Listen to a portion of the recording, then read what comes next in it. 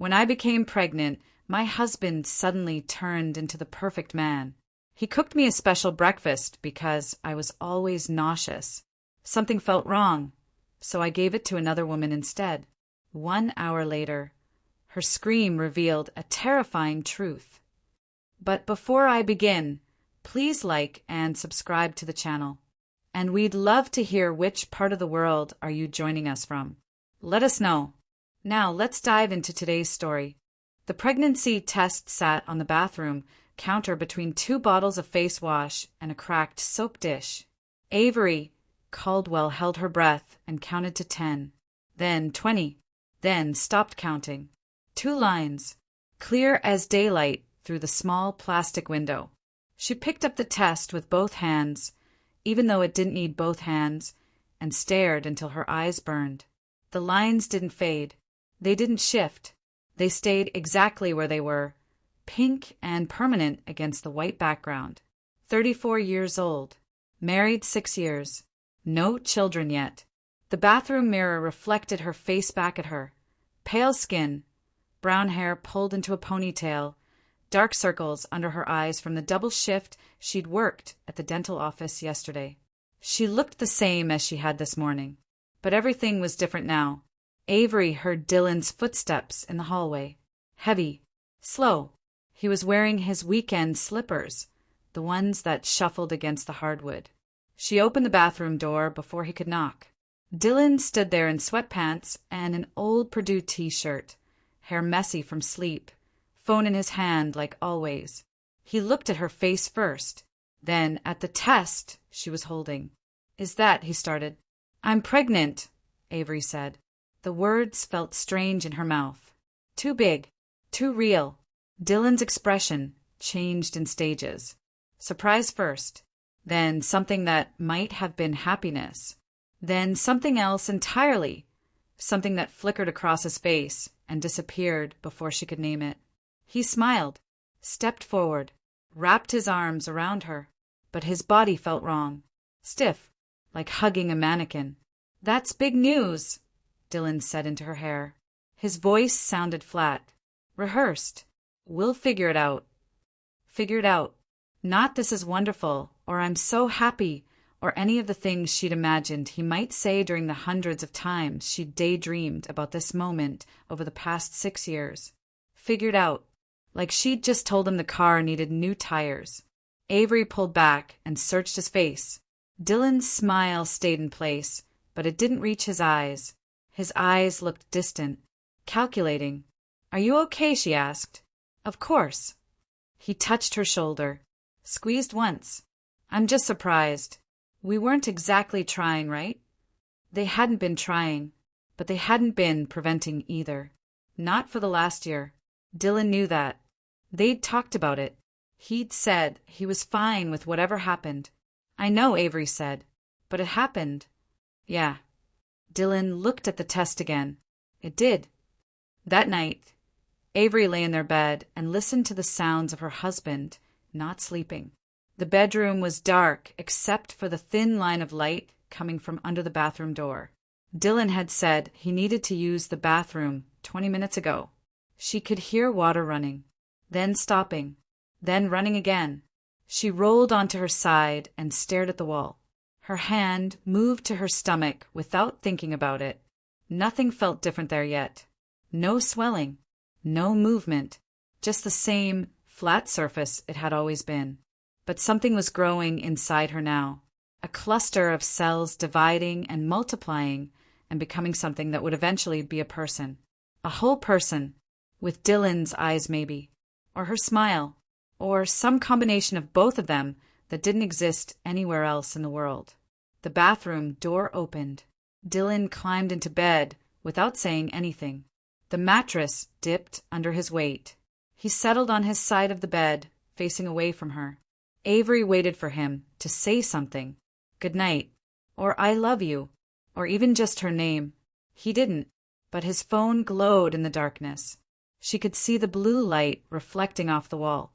Bright, then dim, then bright again as he scrolled. Not texting. The light stayed constant. He was reading something. Avery closed her eyes and tried to sleep. But her mind kept circling back to the way Dylan had hugged her. The stiffness in his arms, the flatness in his voice, the smile that disappeared too quickly. She told herself she was overthinking it. He was just surprised, overwhelmed. Men processed things differently than women did. Everyone knew that. But deep in her chest, underneath her ribs, something felt wrong. Morning came with sunlight through thin curtains and the smell of something cooking. Avery opened her eyes and found Dylan's side of the bed empty. The sheets were cool. He'd been up for a while. She pulled on a bathrobe and walked to the kitchen. Dylan stood at the stove with his back to her, wearing jeans and a button-down shirt like he was going somewhere. The stove fan hummed. A pan sizzled. Steam rose from a kettle on the back burner. "Morning," Avery said. Dylan turned and smiled. A real smile this time. Or something that looked more real than yesterday. "Morning. Sit down. I made breakfast." Avery sat at the small kitchen table and watched her husband move around the kitchen with unfamiliar efficiency. Dylan didn't cook. He microwaved things. He ordered takeout. He ate cereal standing at the counter. But now he was cracking eggs into a bowl, whisking them with a fork, pouring them into the hot pan where butter sizzled and popped. "You didn't have to do this," Avery said. "I wanted to." Dylan didn't look at her. He kept his eyes on the eggs, pushing them around the pan with a spatula. "You need to eat well now. For the baby." "The baby." He said it so casually, like he'd been saying it for years. "I usually just have coffee," Avery said. "Not anymore." Dylan poured hot water into a mug and dropped in a tea bag. "Caffeine isn't good for pregnancy. I looked it up." He set the mug in front of her. The tea bag floated in the steaming water, turning it amber. It smelled like mint and something else. Something medicinal. "What kind of tea is this?" Avery asked. "Herbal. It's supposed to help with morning sickness." Dylan went back to the stove. "I ordered it online last night." Last night, when he was scrolling through his phone in the dark. He'd been looking up pregnancy information, reading about what she should and shouldn't eat, ordering tea. That should have felt sweet, thoughtful, the kind of thing a good husband would do. But it felt rushed, too prepared, like he'd spent all night studying for a test. Dylan slid a plate in front of her.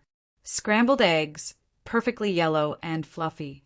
2 pieces of toast cut diagonally. A small bowl of fruit, strawberries and blueberries, washed and glistening. "This looks amazing," Avery said. And it did. Better than anything she usually ate for breakfast. "Eat," Dylan said. He sat across from her with his own plate. "You need protein, and the fruit has antioxidants." Avery picked up her fork. The eggs were still steaming. She took a small bite. They tasted fine. Normal. Maybe a little salty. But fine.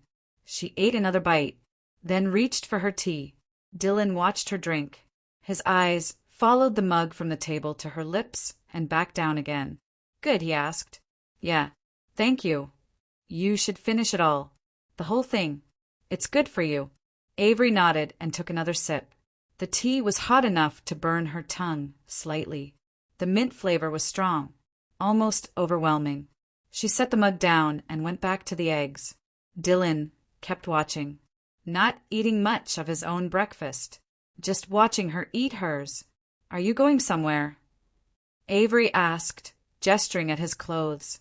"Hardware store. We need to baby-proof the house. The baby won't be here for months. Better to start early." Dylan stood and carried his barely touched plate to the sink.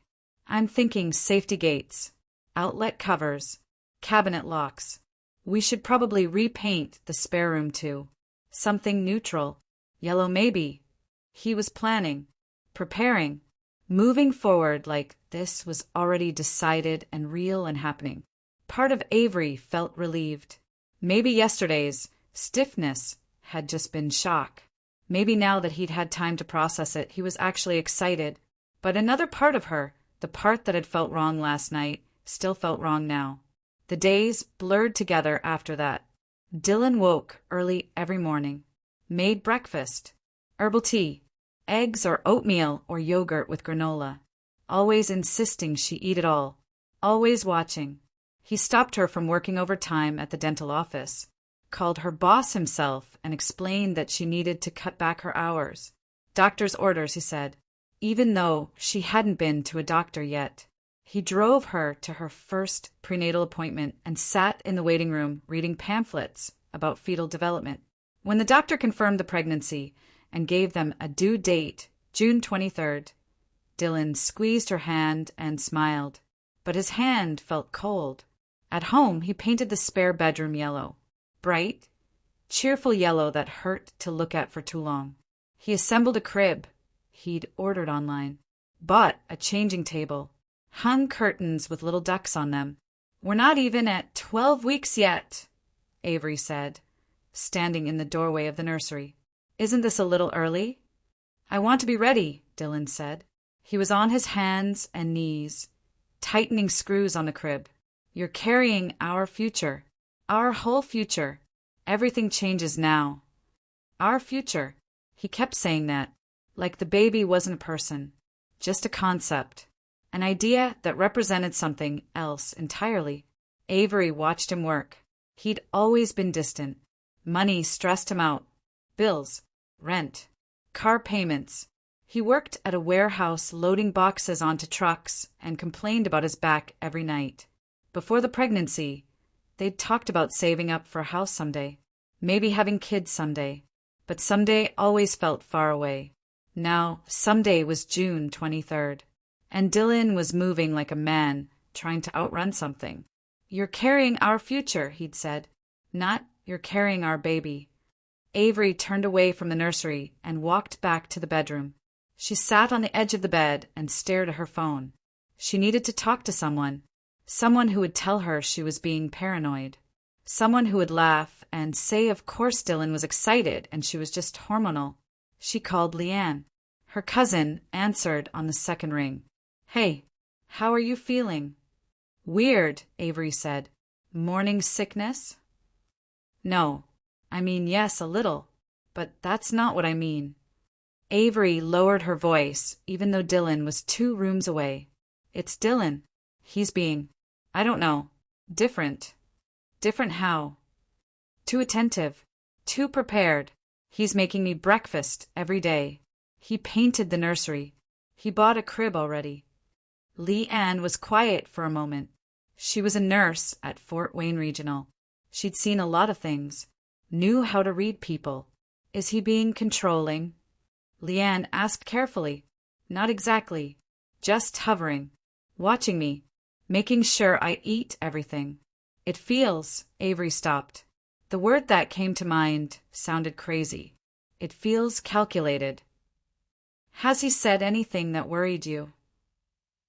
Avery thought about the way Dylan had hesitated when she first told him. The stiffness in his hug. The phone scrolling in the dark. "Not exactly," she said again. "I don't know why I'm calling. I sound paranoid." "You're not paranoid," Leanne said firmly. "You're listening to your instincts. That's different.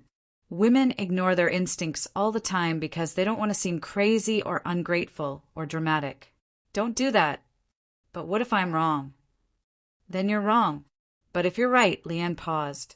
"Promise me you'll keep paying attention." "Okay, just keep paying attention." Avery promised. They talked for a few more minutes about pregnancy symptoms and vitamin recommendations, and when Avery should schedule her next appointment. When she hung up, Dylan was standing in the doorway. "Who was that?" he asked. "Leanne. Just checking in." "What did you tell her?" The question felt sharp, pointed. "Nothing. Just that I'm pregnant. She's excited for us." Dylan nodded slowly. "Good. That's good." He walked over and sat next to her on the bed. His hand found hers. "I know I've been a little intense lately. I just want to make sure you and the baby are healthy. That's all." "I know," Avery said. "Do you?" Dylan looked at her directly. His eyes were searching, looking for something. "Because I feel like you've been distant." The accusation caught her off guard. She'd been distant. "I'm just adjusting," Avery said. "This is a big change." "It is. For both of us." Dylan squeezed her hand. "We need to be a team now. Okay. No secrets. No doubts. Just us against the world." The words should have sounded romantic, supportive. Instead, they sounded like a warning. 3 weeks after the positive test, Dylan made soup for dinner. Avery came home from work tired and achy. Her feet hurt. Her back hurt. Everything hurt in a way that felt both new and ancient. Dylan had the kitchen table already set. 2 bowls, 2 spoons, a basket of bread, and a pot of soup on the stove, thick and creamy and smelling like chicken and vegetables. "Sit," Dylan said. "You've been on your feet all day." Avery sat. She kicked off her shoes under the table and wiggled her toes. The relief was immediate. Dylan ladled soup into her bowl. The steam rose in curling wisps. Chunks of chicken and carrots and celery floated in the broth. It looked homemade. Perfect. "Where did you learn to make this?" Avery asked. "YouTube." Dylan sat across from her with his own bowl. "I've been watching a lot of cooking videos, learning how to make healthy meals." He picked up his spoon and started eating, watching her the way he always watched her now. Avery took a bite. The soup tasted good, rich, salty. The chicken was tender. The vegetables were soft, but not mushy. She took another bite, then another, and then she tasted something else. Something underneath the chicken and vegetables and cream. Something that didn't belong. Bitter. Chemical. Wrong. Avery stopped chewing. The soup sat in her mouth, suddenly foreign. She reached for her napkin and quietly spit it out while pretending to wipe her lips. "What's wrong?"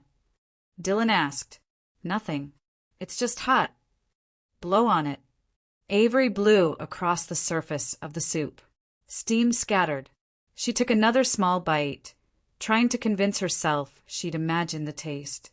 But it was still there, faint but present, lurking underneath the other flavors like something hiding in plain sight. Her stomach turned, not from pregnancy nausea, from something else, something instinctive and primal that said stop eating. "I'm not very hungry," Avery said. She pushed the bowl away slightly. "I think I'm just tired." Dylan's expression hardened. Just for a second, a flash of something cold that came and went so quickly she almost missed it. "You need to eat," he said. "For the baby." "I will. Just not right now. Maybe I'll have some later." "It won't taste as good later." "That's okay." Dylan stared at her.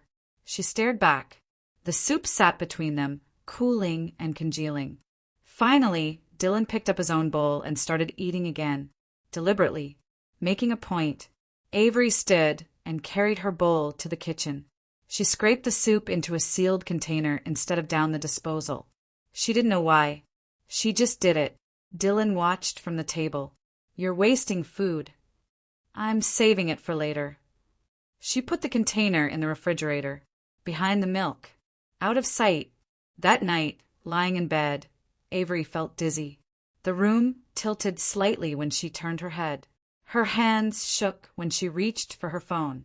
She'd barely eaten any of the soup, maybe 2 bites, 3 at most, but she felt wrong, weak, like her blood had thinned out and her bones had turned to paper.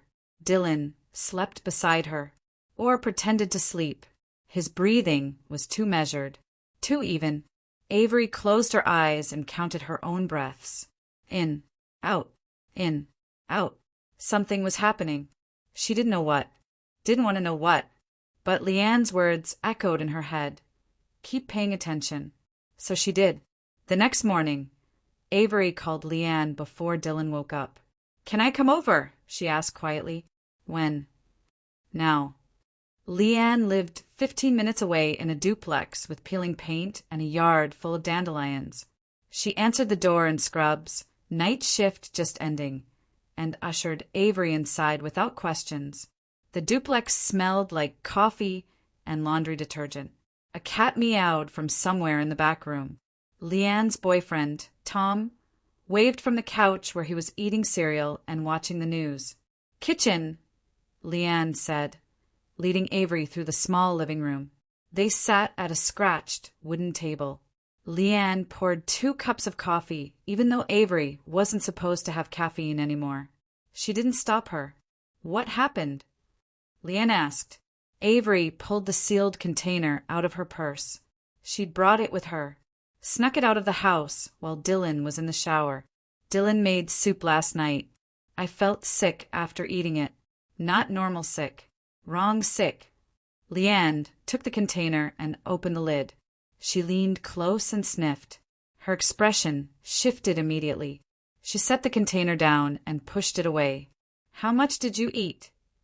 2 or 3 bites. "How did you feel after?" "Dizzy. Weak. Like I couldn't think straight."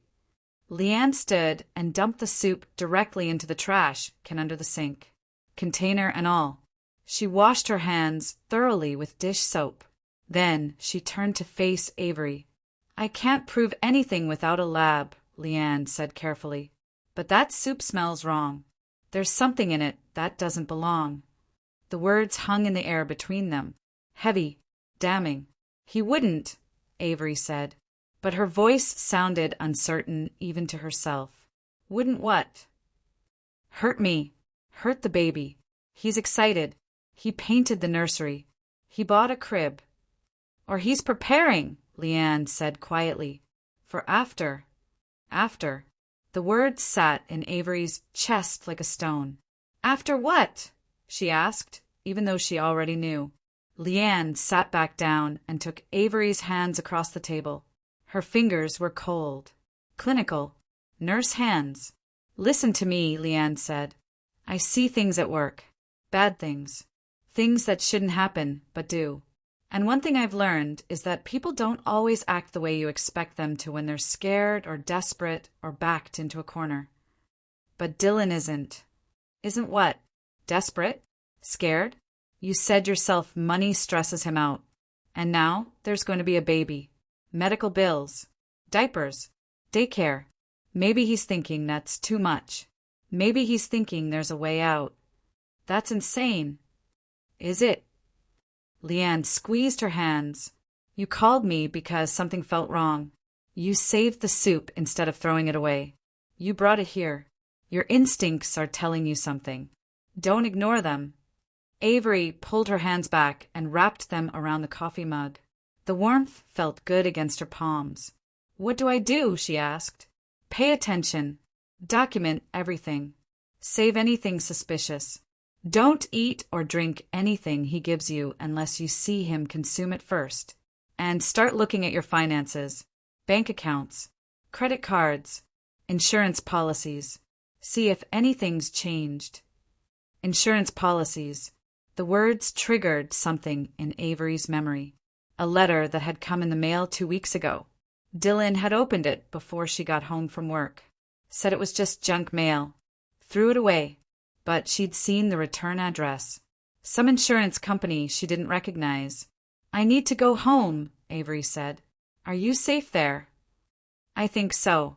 He hasn't. Avery stopped. Hadn't what? Hadn't hurt her? Hadn't done anything obviously dangerous? "I'll be careful. Call me if anything happens. Anything at all. I'll come get you. I don't care what time it is." Avery nodded and stood. The dizziness from last night had faded, but she still felt off balance, uncertain, like the ground beneath her feet had shifted without warning. She drove home with the windows down, letting cold November air blast through the car. The streets of Fort Wayne rolled past, gas stations and strip malls and subdivisions that all looked the same. Her neighborhood appeared around a corner. Small houses, short driveways, cars parked on the street. Their house looked normal, harmless. The yellow paint was fading. The gutters needed cleaning. The lawn needed mowing. Dylan's truck sat in the driveway. He was home. Avery parked on the street and sat in her car for a minute, gathering her thoughts. Her hands gripped the steering wheel. White knuckles. Tense shoulders. She could leave. drive to Leanne's and stay there, file for divorce, start over somewhere else. Or she could go inside and pretend everything was fine. Keep watching, keep documenting, keep gathering evidence. The second option felt dangerous, but also necessary, because if she was wrong, if Dylan wasn't doing anything and she was just paranoid and hormonal, she would destroy her marriage over nothing. But if she was right, Avery got out of the car and walked up the driveway. Her keys jingled in her hand. The front door opened before she could unlock it. Dylan stood there in his warehouse uniform, navy blue polo with a name tag that said Caldwell. "Where were you?" he asked. "Leanne's." "You didn't tell me you were leaving." "I didn't want to wake you." Dylan's eyes narrowed slightly. "What were you doing at Leanne's?" "Just talking. Girl stuff." "What kind of girl stuff?" The question felt invasive, controlling, but Avery kept her voice calm. "Pregnancy stuff. Symptoms. Cravings. Nothing important." Dylan studied her face like he was looking for lies. Finally, he stepped aside and let her in. The house smelled like bleach. Dylan had been cleaning. The floors shined. The counters gleamed. Everything looked too perfect. "I'm working late tonight," Dylan said, grabbing his keys off the hook by the door. "Don't wait up." "Okay." He kissed her forehead, a quick, dry press of lips against skin. Then he was gone. Avery waited until his truck disappeared down the street. Then she started searching. The shared bank account was the first thing she checked. She pulled up the app on her phone and scrolled through the recent transactions. Cash withdrawals. Large ones. $200 here. $300 there. $500 last week. All from ATMs around town. All in amounts small enough to not trigger any alerts, but large enough to add up. Avery added up the total in her head. $2,000. Gone. In less than a month. She checked the credit card next. More charges. All vague. General merchandise. Online purchase. Retail. Nothing specific enough to identify what he'd actually bought. Then she checked the filing cabinet in the spare room. Now the nursery with its bright yellow walls and duck curtains. She found the letter. It was stuffed in the back of the bottom drawer, underneath old tax returns and medical records. The envelope had been opened and then resealed with tape. Avery pulled out the letter and unfolded it. Premium payment confirmation. Life insurance policy. Policyholder, Dylan Caldwell. Insured, Avery Caldwell.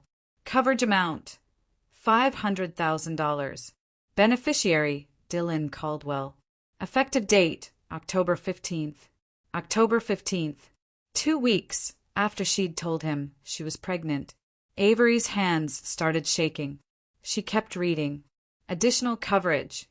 Fetal death benefit, $100,000. He'd taken out a life insurance policy on her, on the baby, without telling her. She sat on the floor of the nursery and stared at the paper. The words blurred, refocused, blurred again. $500,000 if she died. $100,000 if the baby died. Dylan had painted this room yellow, assembled the crib, hung the curtains, all while planning for them to never use any of it. Avery folded the letter carefully and put it in her purse. Then she kept searching. She found more papers, medical records he'd requested, pregnancy complication statistics printed from the internet, searches for natural miscarriage causes in his browser history on the shared computer. He'd been researching, planning, preparing for something that looked like an accident. When Dylan came home that night, not late like he'd said, but at his normal time, Avery was sitting on the couch watching television. "How was work?" she asked, not looking at him. "Fine. Long." Dylan dropped his keys on the coffee table. "Have you eaten?" "I made a sandwich." "That's not enough. You need more protein." "I'm fine." "Avery." Dylan sat next to her. "Close. Too close. You need to take better care of yourself. Our future depends on it." There it was again. Our future. Not our baby. Not our child. Our future. Like the pregnancy was just a means to an end. Avery turned to face him. Do you want this baby? The question caught him off guard. She could see it in the way his eyes widened slightly, the way his jaw tightened. Of course I do, he said. Do you really? Why are you asking me this? Because you don't act like someone who's excited. You act like someone who's. She trailed off, not sure how to finish the sentence. Preparing, planning, waiting. Dylan stood abruptly. I'm going to take a shower. He left the room before she could respond. Avery sat alone in the living room and made a decision. A hard one. A necessary one. The next time she and Dylan had a serious conversation, she was going to record it. 2 nights later, the opportunity came. Dylan made dinner. Grilled chicken and vegetables, everything cooked in front of her so she could see there was nothing wrong with it. They ate at the kitchen table. Normal. Domestic. Like every other married couple in the neighborhood. Except Avery's phone was in her pocket, recording everything. Can I ask you something? Avery said between bites of chicken. Sure. Are you scared? About the baby? Dylan set down his fork. What kind of question is that? An honest one. I'm scared. I think that's normal. I just want to know if you're scared too. He was quiet for a long moment. The refrigerator hummed. A car drove past outside. A dog barked in the distance. Yeah, Dylan said finally. I'm scared. Of what? Everything. He rubbed his face with both hands. Money. Responsibility. What if something's wrong with it? What if we can't afford it? What if it ruins everything we've built? It. Not him. Not her. Not the baby. It. What do you mean by ruins everything? Avery asked carefully. Dylan looked at her. Really looked at her. His eyes were tired. Dark circles underneath. Lines around his mouth that hadn't been there a month ago.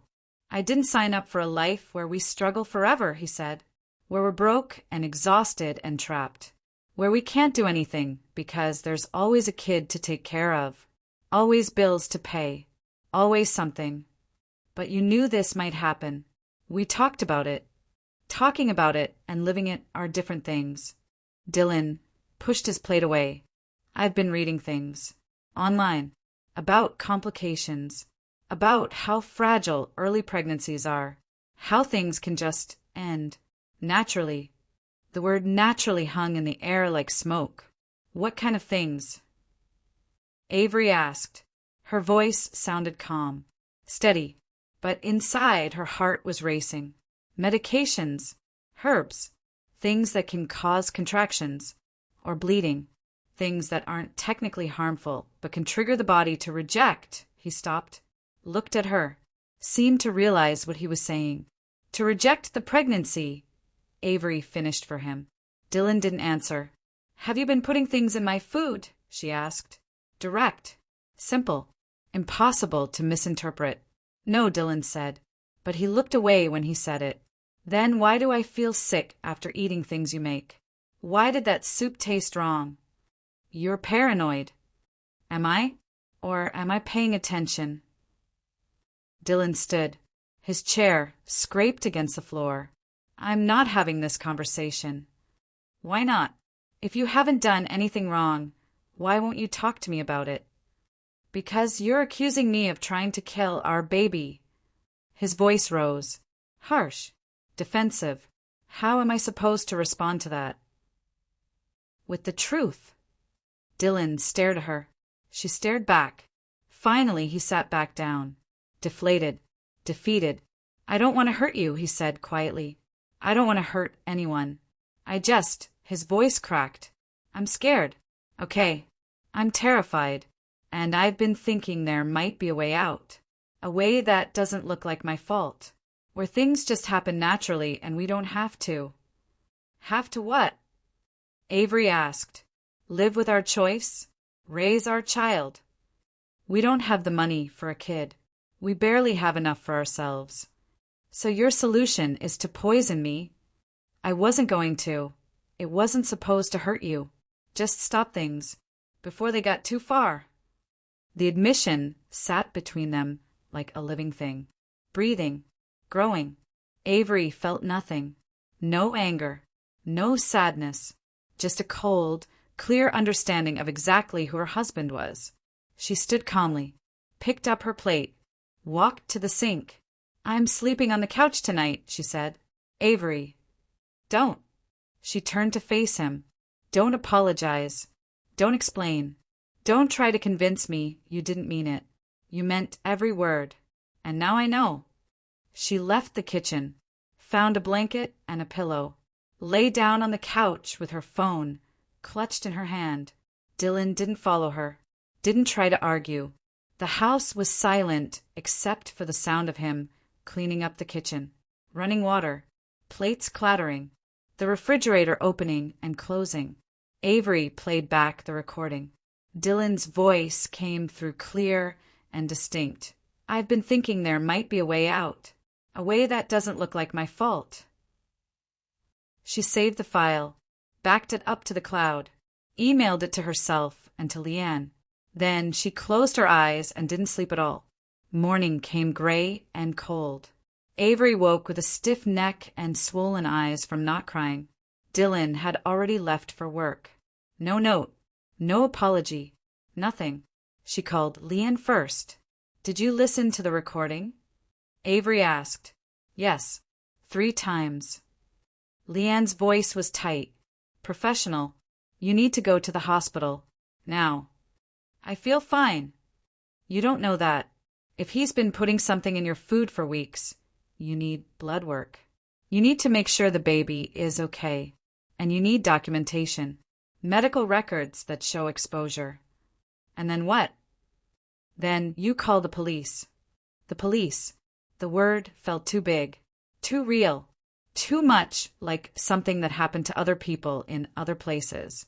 But Leanne was right. This wasn't something Avery could handle alone. I'll meet you at Regional, Leanne said. 30 minutes. She hung up before Avery could argue. Fort Wayne Regional Hospital smelled like antiseptic and fear. Avery sat in the emergency room waiting area next to Leanne, filling out paperwork on a clipboard. Name, address, insurance, reason for visit. She left that last section blank. A nurse called her name. Young, blonde, tired-looking. Leanne stood to go with her, but the nurse shook her head. Family only in triage. I'm her cousin, Leanne said firmly. And I'm a nurse here. I'm going with her. The nurse looked like she wanted to argue, but didn't. She led them to a small examination room with a paper-covered table and posters about hand-washing on the walls. Avery explained everything to the doctor, a middle-aged woman with gray hair and kind eyes who listened without interrupting. When Avery finished, the doctor nodded once. We'll run a full toxicology panel, she said. Blood and urine. It'll take a few hours for the results. We'll also do an ultrasound to check on the baby. What are you looking for? Avery asked. Anything that shouldn't be there. Heavy metals, pesticides, herbs with abortifacient properties, medications. We'll be thorough. They drew her blood, collected her urine, rolled her to radiology for the ultrasound. The ultrasound room was dark and warm. Avery lay on the table with gel on her stomach and watched the screen while the technician moved the wand around. A heartbeat filled the room, fast and strong, flickering on the screen like a strobe light. There's your baby, the technician said, pointing to a small gray shape that looked like a bean. About 8 weeks. Heart rate looks good. 8 weeks. The baby was okay. Still alive. Still growing. But for how long? The toxicology results came back 4 hours later. Avery sat in the examination room with Leanne on one side and the doctor on the other. The doctor held a printout covered in medical abbreviations and numbers that meant nothing to Avery. You've been exposed to several substances, the doctor said carefully. Black cohosh, pennyroyal, vitamin C in extremely high doses. All of them have been linked to pregnancy, complications, and miscarriage. Can you tell how much? Avery asked. Not exact amounts, but enough to cause concern. The repeated exposure is what worries me most. Small doses over time can accumulate, cause damage. What kind of damage? The doctor looked at her directly. To you? Liver problems, kidney issues, blood clotting disorders. To the baby? Developmental delays, birth defects, premature labor, or, she paused, fetal demise. Fetal demise, the clinical term for a baby dying inside you. Is the baby okay now? Avery asked. For now, yes, but we'll need to monitor you closely. Weekly appointments, more frequent ultrasounds, blood work to track your organ function. Will the baby be normal? We can't know that yet. Some damage from early exposure doesn't show up until later in the pregnancy, or even after birth. The doctor set down the printout. I'm legally required to report this. The police will be involved. Avery nodded. She'd expected that. Do you feel safe going home? The doctor asked. No, Avery said honestly. Then don't. Stay with family. Get a restraining order. Protect yourself and your baby. Leanne drove Avery to her duplex. They didn't go back to the house. Didn't pack bags or collect belongings. Just went straight to Leanne's and locked the doors. Tom was home, still in his pajamas, even though it was afternoon. He worked nights as a security guard and slept during the day. But he woke up when they arrived and listened to everything without questions. I'll make up the spare room, he said when Avery finished explaining. You can stay as long as you need. I need to go to the police, Avery said. Tomorrow, Leanne said firmly. Today you rest. You've been through enough. But Avery couldn't rest. She sat on Leanne's couch with a blanket around her shoulders and stared at her phone. 12 missed calls from Dylan. 20 text messages. Where are you? Are you okay? Call me. We need to talk. I'm sorry. Please come home. This is a misunderstanding. You're overreacting. I love you. She deleted them all without responding. That night, lying in Leanne's spare room, Avery felt the baby move for the first time. Just a flutter, like a butterfly trapped behind her ribs. She put her hand on her stomach and cried. Not from fear, not from grief, just from the overwhelming reality that something was growing inside her. Something Dylan had tried to kill. The police station was a squat brick building downtown with American flags out front and parking spaces marked police only. Avery walked through the front doors at 9 in the morning with Leanne beside her. The lobby smelled like burnt coffee and old carpet. A uniformed officer sat behind a desk protected by bulletproof glass. I need to report a crime, Avery said. The officer looked up from his computer. What kind of crime? Attempted murder. They put her in a small room with a table and 3 chairs. A detective came in 15 minutes later. Late 40s, balding, kind face. I'm Detective Morrison, he said. Tell me what happened. Avery told him everything. The pregnancy, Dylan's reaction, the strange tasting food, the dizziness, the research on his computer, the insurance policy, the recorded conversation, the hospital tests. She handed him copies of everything, the insurance paperwork, the browser history printouts, the toxicology results, the audio file from her phone. Detective Morrison listened to the recording twice. When Dylan's voice said, I've been thinking there might be a way out, Morrison's expression hardened. Have you had any contact with your husband since leaving? Morrison asked. Just text messages. I haven't responded. Good. Don't. We'll handle communication from here. Morrison stood. I'm going to get a warrant for his arrest. It might take a few hours. In the meantime, I want you to stay somewhere safe. Somewhere he doesn't know about. I'm staying with my cousin. Does he know where your cousin lives? Avery thought about it. She and Leanne had always been close. Dylan had been to the duplex before. Not often, but enough. Yes, she said. Then find somewhere else. Today. I'll call you when we have him in custody. Leanne found them a motel on the edge of town. Nothing fancy. Just 2 beds and a microwave and cable television. They paid cash, so Dylan couldn't track credit card charges. Avery sat on one of the beds and stared at the wall while Leanne went to get food. Her phone buzzed with another message from Dylan. I know you talked to the police. We can work this out. Please. She turned off her phone. The knock on the door came at 6:30 p.m. Avery looked through the peephole. Detective Morrison stood outside with a female officer behind him. She opened the door. We arrested your husband 2 hours ago, Morrison said. He's being held without bail pending arraignment. He won't be able to contact you. Did he say anything? Avery asked. He denied everything at first. Said you were making it up. That you wanted attention. That pregnancy made you unstable. Morrison's expression was neutral. Professional. Then we showed him the evidence. The recording. The toxicology report. The insurance policy. He stopped talking and asked for a lawyer.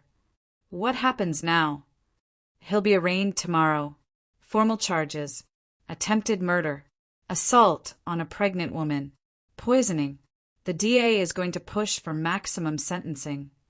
How long? If convicted, 20 to 30 years. Maybe more. 30 years. Dylan would be in his 60s when he got out. The baby would be grown.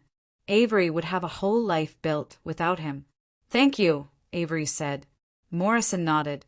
We'll be in touch about the trial. You'll need to testify. He left. The female officer stayed for a moment. Are you okay? She asked. Avery thought about the question. Really thought about it. No, she said. But I will be. The arraignment was quick. Dylan appeared on video from the county jail in an orange jumpsuit.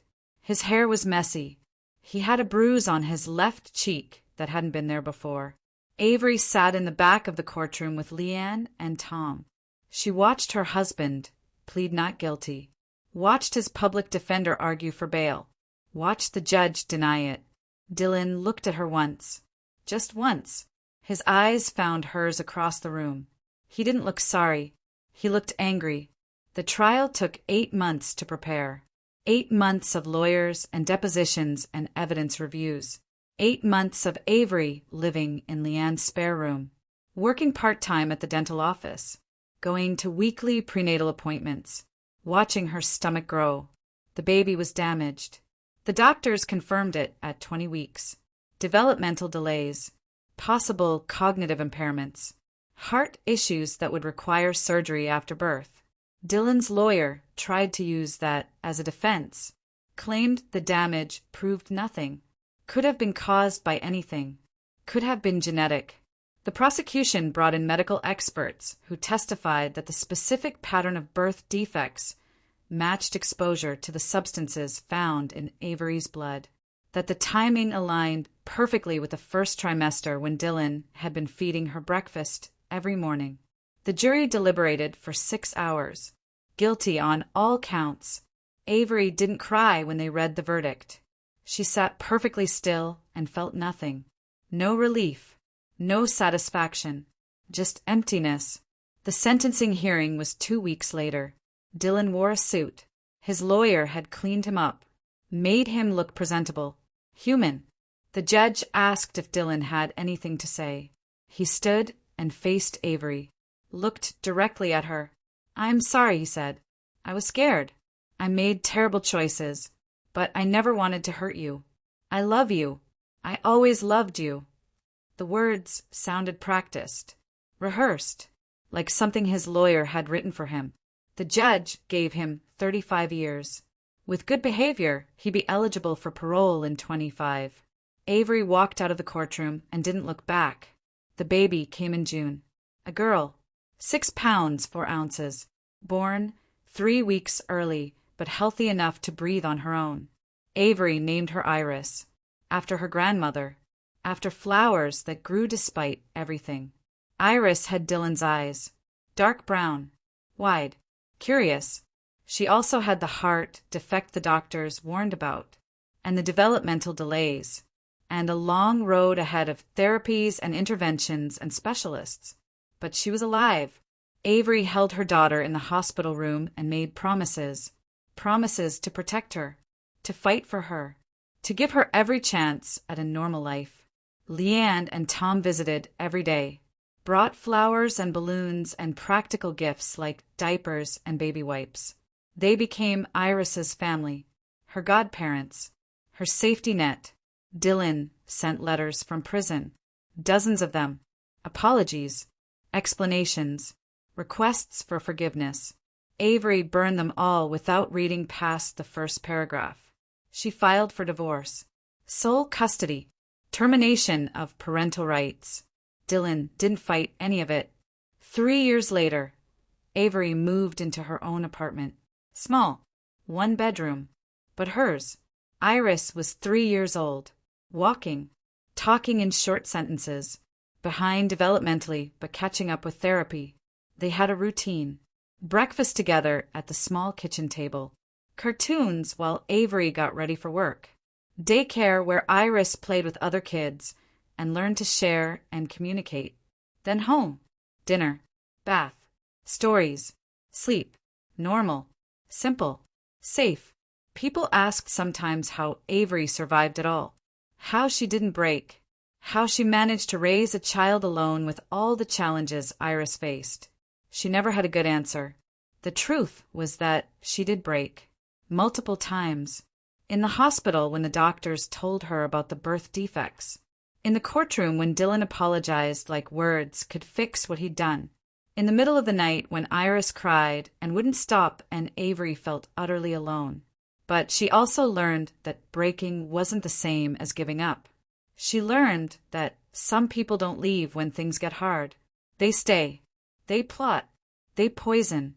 They pretend everything is fine while planning your destruction.